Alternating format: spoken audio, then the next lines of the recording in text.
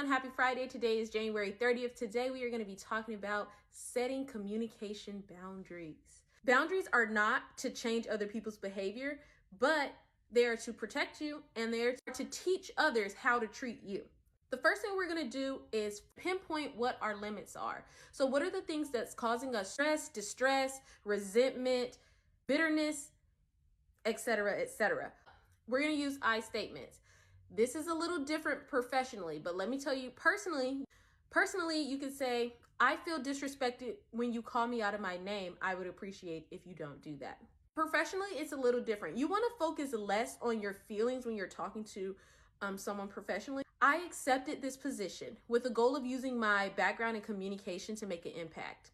I'd like to align on how I could move away from routine tasks and take on more of the specialized projects I was hired for. Now that's a mouthful, that's a lot, but something along those lines. Next, we're going to be clear and direct. No beating around the bush. Why are we beating a bush that did nothing to us?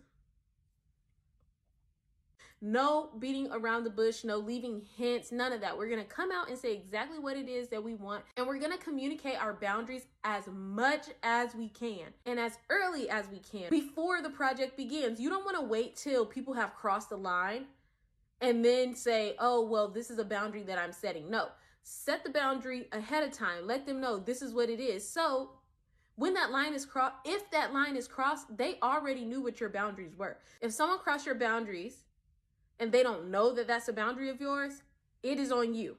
But if someone crossed your boundaries and they know exactly what your boundaries are, it's on them.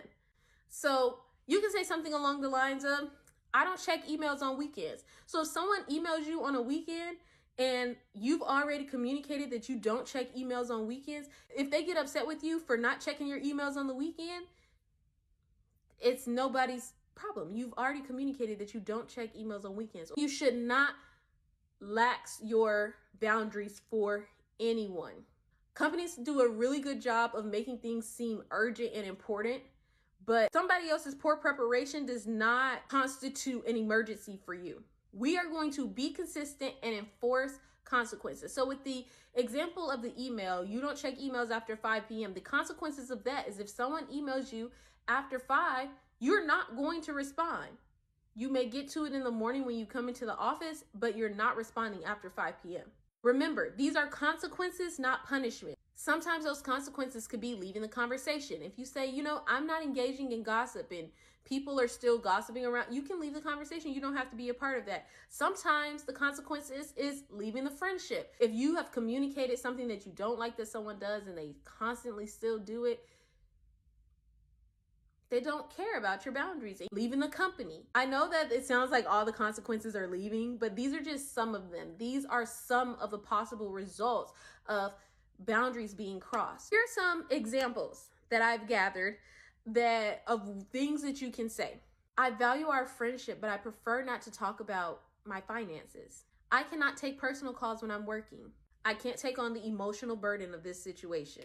I will respond to messages within 48 hours. I will not open emails once I leave the office. I can't commit to this request right now, but I can help with whatever next week or tomorrow or next month, whatever. After those examples, my final advice to you is be prepared for pushback. When you start setting boundaries, there's going to be pushback. There's going to be plenty of pushback. I'm telling you this so you're not blindsided. Be prepared for the person that's like, why? Or I don't understand why you can't do this. Or it's just this time. I need you to do it just this one time. There's going to be plenty of pushback, but you need to be prepared for that. And you need to stand on what it is that you have said. They're there for a reason. You do not want to work yourself to death. And you don't want to be in a friendship where people don't respect your boundaries. Remember to be assertive and kind. Don't over-explain yourself and revisit your boundaries regularly. If you set a boundary and you're like, hey, this kind of isn't working, change it, switch it up, reassess, revisit, see what needs to change. Things need changing all the time. Nothing's ever perfect. So they're going to switch, they're going to change. And you need to communicate that when they do change. Don't just change them and then people are guessing. You're like, oh, well, I don't do this anymore. This is, People don't know that if you don't tell them. All right, that is all I have for you today. I will see you tomorrow for the recap of the week video.